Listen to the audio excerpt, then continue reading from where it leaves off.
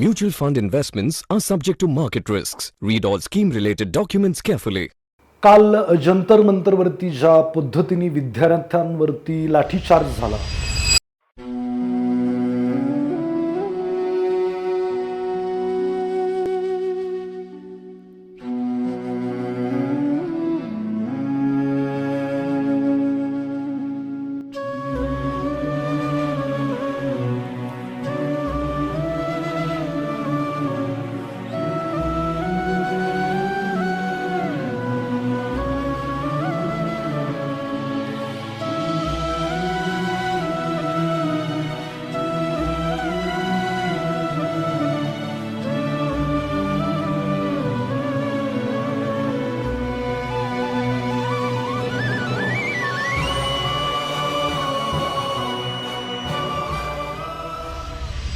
किंवा ज्या पद्धतीने लाखोच्या संख्येने तिथं विद्यार्थी उपलब्ध होते आणि जो काही तो आक्रोश होता, आईवडिलांचा होता, पालकांचा होता किंवा मुलांचा होता, कितीतरी मुलांनी आत्महत्या केल्यात ह्या नीट आणि जीईच्या प्रकरणामध्ये, कितीतरी परिवार बर्बाद झालेले आहेत.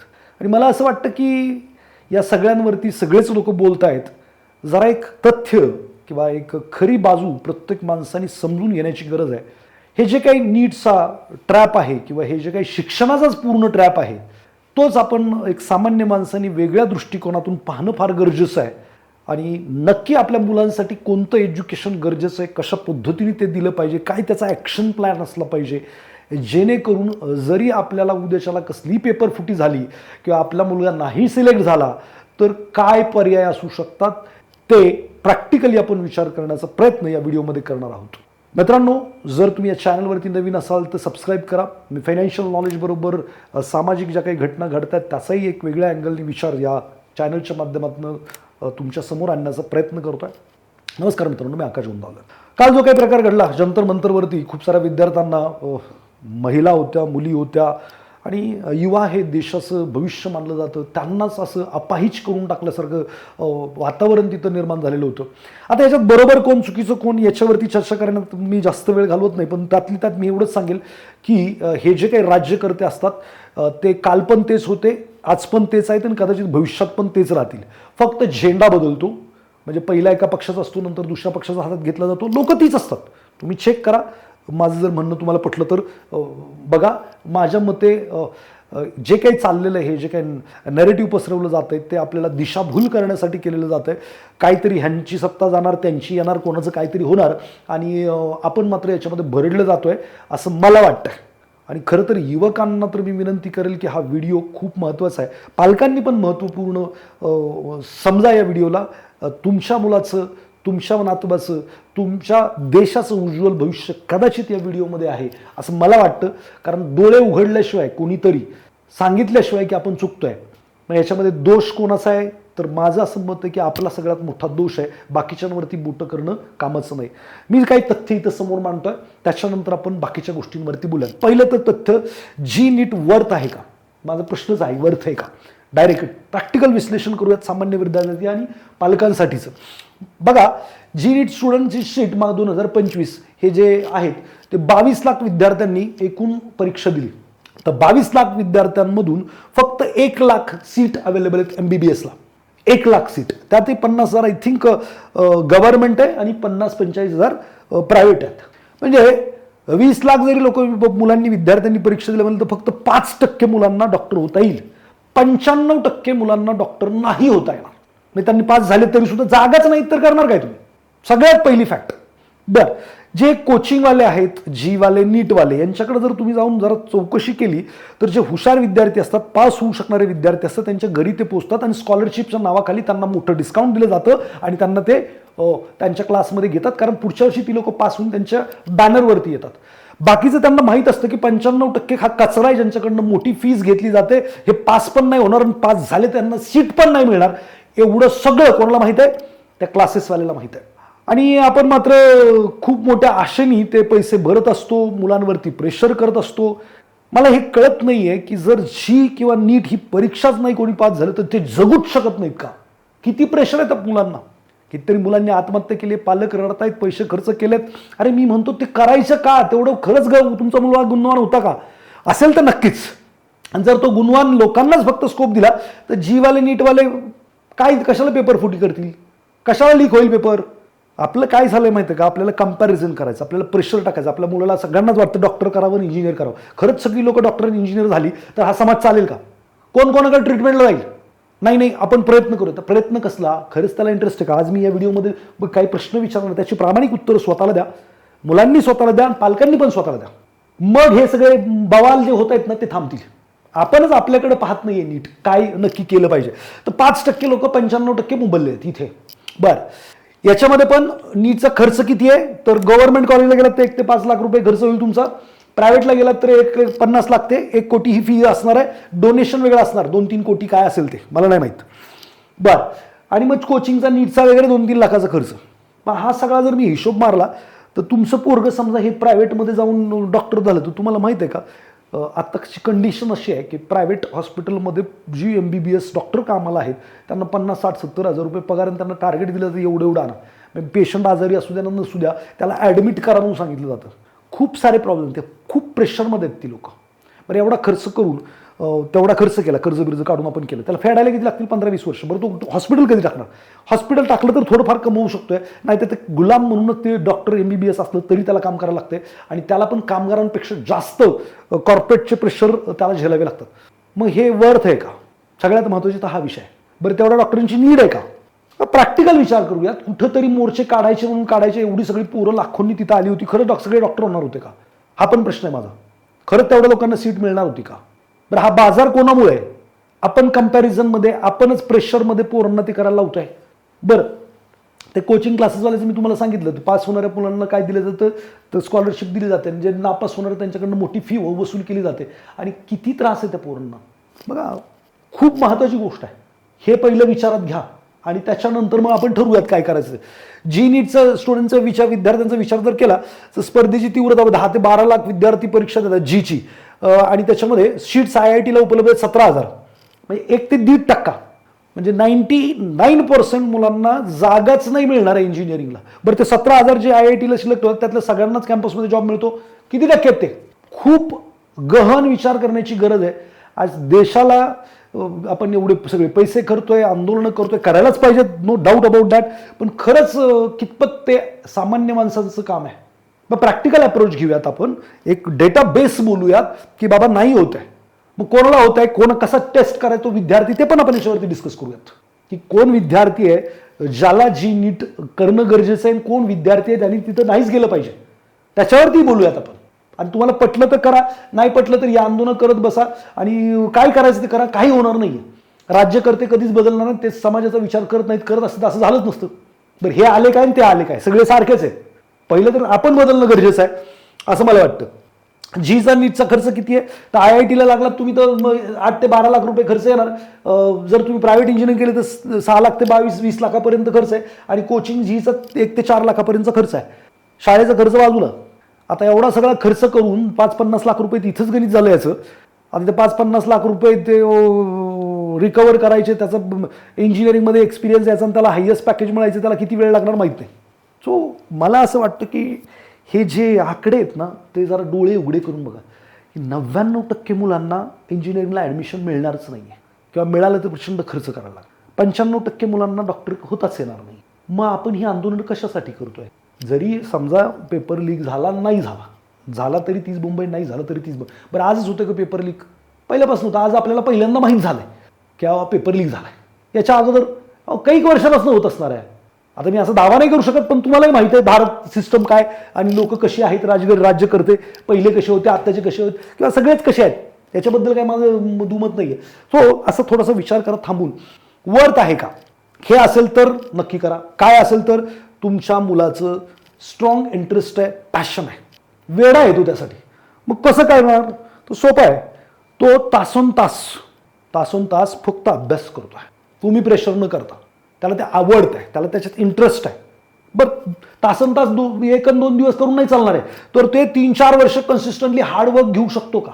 का तो तुम्ही गेला तिकडे की त्याचं ते व्हॉट्सअप चालू होतं, फेसबुक चालू होतं, त्याचं ते इन्स्टा चालू होतं, आणि मग तुम्हाला प्रेशर, तुम्हाला बघितलं की तो करायला घेतो, असं काय आहे का? त्याला फिरायला आवडतंय, त्याला अजून काय हुंदडायला आवडतंय, त्याचं काम नाहीच आहे. आणि एक्सेप्ट करा रियालिटी. त्याला इंटरेस्ट कशात, फिरण्यात सुद्धा खूप चांगले करिअर आहेत. असं समजून नका की ते नाही केलं. स्किल असणारा माणूस जास्त कमवतो डिग्री असणाऱ्यापेक्षा. प्रॅक्टिकल शोध, गुगल करा, AI करा, काय करायचं करा, बघा ना, विचारा ना. डिग्रीवाले किती पडलेत? 75% लोकांना जॉबच नाही आहे डिग्री घेऊन, आणि मिळालं तरी पॅकेज चांगलं मिळत नाही. बिकॉज त्यांच्याकडे कम्युनिकेशन नाही आहे, कॉन्फिडन्स नाही आहे, खूप साऱ्या गोष्टी नाही आहेत. काय करताय? पेपरात येणारं शिक्षण आणि वापरात येणारं शिक्षण जमीन आसमानचा फरक आहे. बुक एज्युकेशन 20% आहे, 80% वापरात येणारं शिक्षण आहे. ते पोरांना देताय का ते पहिलं बघा. लई चांगला डॉक्टर झाला, त्याला फायनान्शियल एज्युकेशन नाही आहे, ते क्रेडिट कार्ड मारतंय, अजून काय करतंय, फायनान्शियल ट्रॅपमध्ये अडकलंय. काय करतंय त्या डॉक्टरचं? सुख आहे का? शिक्षण कशासाठी पाहिजे? सुखी, समाधानी, एक यशस्वी जीवन जगण्यासाठी, शांत जीवन जगण्यासाठी, सफलता मिळवण्यासाठी. आता हे सफल आहे, डिग्री ह्याच्याकडे म्हणजे सफल. डिग्रीवाले सफल नाही होत, सफलता लिहिला आमचा विषय आहे. Degree dust, piece of paper. मी किती लोक दाखवू ज्यांच्या हॉस्पिटल ते डॉक्टर नाही आहेत. डॉक्टरना हायर करायचं नॉलेज त्यांच्याकडे, त्यांना येत नाही इंजेक्शन देता, पण त्यांचं हॉस्पिटल आहे. किती लोक आहेत बघा तुम्ही आजूबाजूला. ज्याच्याकडे वापरातलं शिक्षण आहे ना, ते पेपरातल्या शिक्षणाला कामालाच ठेवणार. स्किल्ड गुलाम बनवण्याचं शिक्षण आहे, आणि तुम्हाला नाही जागा व्हायचं तर त्याला कोणीच काय करू शकणार नाही. आणि हे असेल तर थांबा. फक्त सोसायटी प्रेशर किंवा शेजारी बघा किती लोक डॉक्टर झाले, इंजिनियर झाले, माझं पोरगं नाही, प्रेशर आहे, कंपॅरिझन करताय, तर नका करू इंजिनिअरिंग. झाला तरी वाईट इंजिनियर होणार, आणि बरं त्याला खरंच मिळणार का पॅकेज तेवढं? नुसती डिग्री कामाची आहे का?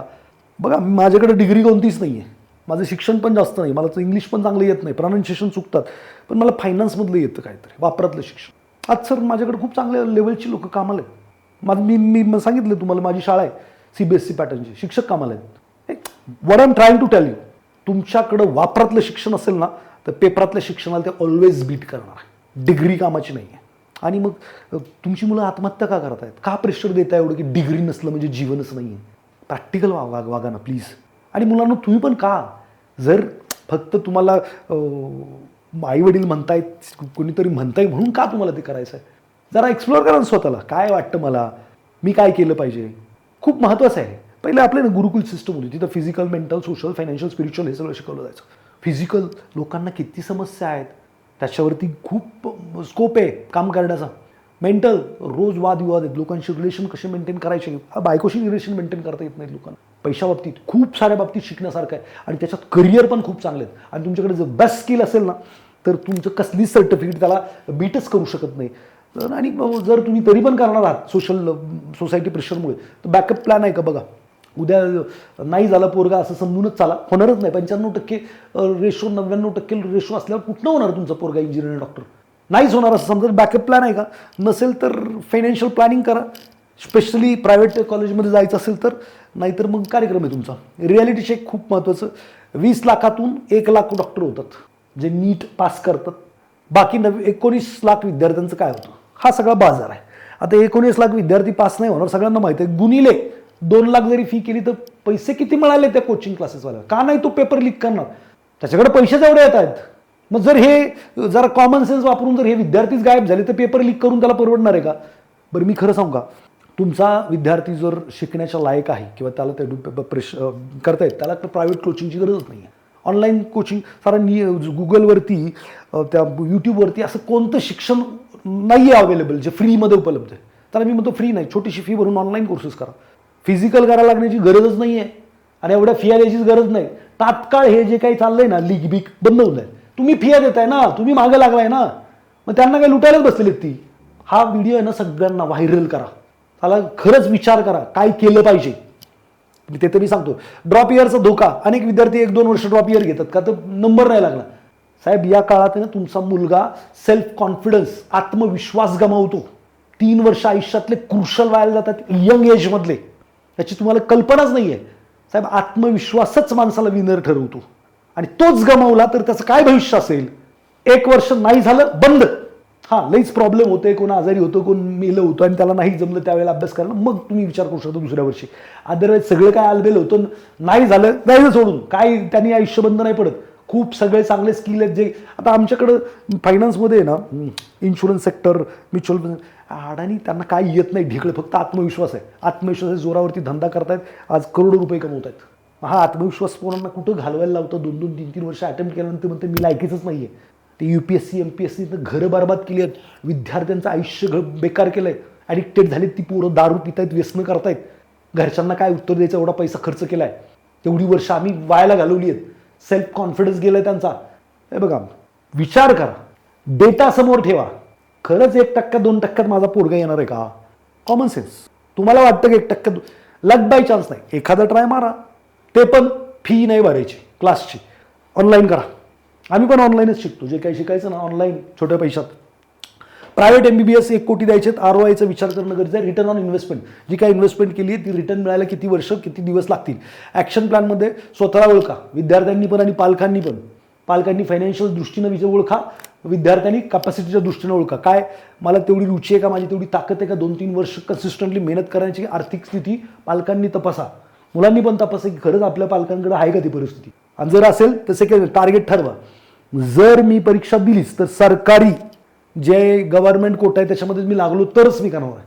प्रायव्हेटला पैसे देऊन काही नाही आहे. उलट तेवढे पैसे तुम्ही कुठे इन्व्हेस्ट केले ना तर 2-5 वर्षानंतर जेवढा पगार मिळणार होता ना त्याच्यापेक्षा जास्त. 60-70 लाख 1 कोटी रुपये तुम्ही खर्च करता, 1 कोटी रुपये 5 वर्ष फक्त इन्व्हेस्टेड राहा, 2-2.5-3 कोटी रुपये होतात. आणि 2-5-10 वर्षात पकडा, चला 10 वर्षात टेंटेटिव्ह 3-4 कोटी रुपये होतील. 4 कोटी SWP टाका, 2-3 लाख रुपये महिना येतो आणि तुमचा पगार द्यावा तोपर्यंत एवढा नसेल. मग काय सेन्स बनतो एवढी मेहनत करा, हे करा, परत कुठेतरी शिव्या खायची कामं करा, कुठंतरी काहीतरी करालच ना. आणि हा बॅकअप जर झाला तर तुम्ही काय गरज आहे तुम्हाला ते डॉक्टर की डिग्री मिळवून काही नाही. तो हा फार महत्त्वाचा विषय. बॅकअप प्लॅन तयार करा. त्यात नाही केलं तर BSc करायचं, B.Pharma करायचं, काय डिप्लोमा करायचं हे करू शकता. स्मार्ट कोचिंग घ्या, ऑनलाईन कोर्सेस विकत घ्यायचे, अजिबात फिजिकल कोर्सला पैसे भरायचे नाही. 3-4 लाख रुपये ती फी भरायची नाही. 10-20 हजार रुपये, दॅट्स इट, एनफ. काय उद्याच्याला पेपर कोण फोडणार 10-20 हजारवाल्यांसाठी? आणि जो खराच टॅलेंटेड आहे, त्याच्यात गुणवत्ता आहे, ज्याचा पॅशन आहे, तो 20 हजाराच्या कोर्समध्ये पण पास होणार, त्याचा पण नंबर लागणार. आणि ज्याचं पॅशनच नाही आहे ते काय बी करा, काय नाही होणार. So this kind of plan you can make. आणि अजून एक प्लॅन मी हमेशा लोकांना सांगतो की यार मित्रांनो, काय करा माहिती आहे का, ॲव्हरेज शाळेत पोरू शिकवा, फार महागडी शाळेत घालू नका. पहिलीपासूनच अर्धा पैसा जरी तुम्ही वाचवला ना, त्यासाठी गुंतवणूक केलं ना, जोपर्यंत ग्रॅज्युएट होते ना तोपर्यंत त्याच्याकडे इनफ कॉर्पस जमा होतो. आणि खरा प्लॅन तो तोच आहे. त्याला ते मनी मॅनेजमेंट शिकवा, त्याला ते हेल्थबद्दल शिकवा, त्याला ते रिलेशन्सबद्दल शिकवा. आज शाळेत काय शिकवलं जाते? आजचा विद्यार्थी त्याचा जो गुरु आहे, शिक्षक आहे, त्याची इज्जत नाही करत आहे. काय होणार आहे बघा, हे लॉर्ड मेकॅलोनी बनवलेली सिस्टम आहे, स्किल्ड गुलाम बनवण्याची सिस्टम आहे. कोणत्याही नेत्याला वाटत नाही की तुम्ही याच्यातनं बाहेर पडावं, नाही तर हे बदललं असतं. त्यांना असं वाटतं की तुम्ही जर शिकलात, तुम्ही जर हे प्रॅक्टिकल एज्युकेशन तुमच्याकडे आलं, वापरात येणारं शिक्षण आलं तर तुम्ही कॅपेबल बनाल, तुम्ही विचार कराल, जे नेरेटिव्ह पसरतं ते न खरं काय त्याचं शोध घ्याल. आणि तसं झालं तर त्यांचं 3री नापास पोरगं युवा नेतृत्व, उमलतं नेतृत्व होऊ नाही शकणार. त्यांना त्यांची गादी सांभाळायची आहे आणि आपली ही दिशाभूल आहे. एवढी लोकं जमात कशी होतात, कसं काय? अरे खायला नाही आम्हाला, कितीतरी लोक आहे तिथं, मग कोणीतरी त्याला काहीतरी सपोर्ट करताय, त्याशिवाय होत नाही. बघा, विचार करा कुठल्याही गोष्टीचा. मी म्हणेल खरं काय, जरा थर्ड अँगल लावण्याचा प्रयत्न करा ना.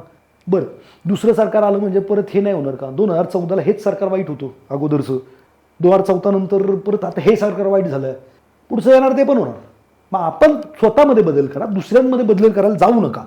स्वतःला ओळखा, इंटरेस्ट, स्ट्रेंथ आणि फायनान्शियल सिच्युएशन क्लिअर करा अगोदर. टार्गेट ठरवा, गव्हर्नमेंट सीट मिळालं तरच करणार. प्रायमरी गोल असला आहे, प्रायव्हेटसाठी जास्त डोकं लावू नका. बॅकअप प्लॅन करा. जर नाही जमलं नीट तर काय करणार, काहीतरी शिकणार आणि पुढे जाणार, किंवा अजून काही स्किल शिकण्याचा प्लॅन करा. कोचिंग स्मार्टमध्ये घ्या, ऑनलाईन कोचिंग घेतलं पाहिजे कमी खर्चात. ड्रॉप इयरचा पूर्ण विचार करा मित्रांनो, ड्रॉप इयर घेऊच नका. नाही झालं फर्स्ट अटेम्प्टमध्ये. आणि ROIचा विचार करा, रिटर्न ऑन इन्व्हेस्टमेंट काय आहे, आणि तरच इकडे जा. आणि सोपं, अतिशय सोपं मित्रांनो, स्किल शिका. कुठलंही लाईट रिपेअरिंगचं स्किल शिका, नळ रिपेअरिंगचं करा, काही सेल्सचं स्किल शिका. ऑनलाईन मार्केट काय, आता डिजिटल मार्केटिंग आहे, खूप साऱ्या गोष्टी आहेत, एडिटिंग आहे, अमकाय ढमकाय, जे काही स्किल शिका. स्किल तुम्हाला खूप सारं उत्पन्न देईल. आणि हे जे पैसे साचवून ठेवलेत आणि हे स्किल, दॅट्स इट. माझ्याकडे काय होतं, पैसे जमा केले, फायनान्स एज्युकेशन घेतलं, शिकत गेलो टप्प्याटप्प्याने, आणि इन्व्हेस्टिंगचं स्किल, दॅट्स इट. स्वतःसाठी करतो, कोणी विचारलं तर त्यांना मदत करतो. हे फीचर बाबा ह्या गोष्टीचे. बघा, हा व्हिडिओ अतिशय महत्त्वाचा आहे माझ्या दृष्टीनं, या समाजाच्या दृष्टीनं, या देशाच्या दृष्टीनं. प्रत्येकाची जबाबदारी आहे की स्वतःच्या पाल्यासाठी, मित्राच्या पाल्यासाठी हे त्यांना शेअर करा. आणि देश आणि समाज आणि स्वतःला खरंच वाचवा. ही जी काही फ्रॉड सिस्टम आहे एज्युकेशन सिस्टम त्यापासून. लॉर्ड मेकॉलेची सिस्टम आहे, बंद व्हायला पाहिजे होती, अजून झालेली नाही. स्किल्ड गुलाम बनवण्याची सिस्टम आहे. माझं असं मत आहे याच्यामध्ये एज्युकेशन पण नाही आणि सिस्टम पण नाही आहे. ठीक आहे, मला असं वाटतं, तुम्हाला काय वाटतं मला कमेंट बॉक्समध्ये नक्की सांगा. वापरातलं शिक्षण घेण्याला प्रेफरन्स द्या. बुक्स शिक्षण 20% कामाला येतं, 80% तुम्हाला जीवनाचं शिक्षण कामाला येतं. 75% लोक शिक्षण झाल्यानंतर म्हणतात की जे आम्ही शिकलो आहे ते आम्हाला जगण्यासाठी किंवा आमच्या कामासाठी किंवा आमच्या कामाच्या ठिकाणी कुठंही कामाला येत नाही. 75% people are saying this. Note it. Share करा हा जास्तीत जास्त व्हिडिओ. हा प्रत्येक नागरिकापर्यंत, प्रत्येक विद्यार्थ्यापर्यंत, प्रत्येक पालकापर्यंत गेला पाहिजे. भेटूयात पुढच्या व्हिडिओमध्ये. धन्यवाद.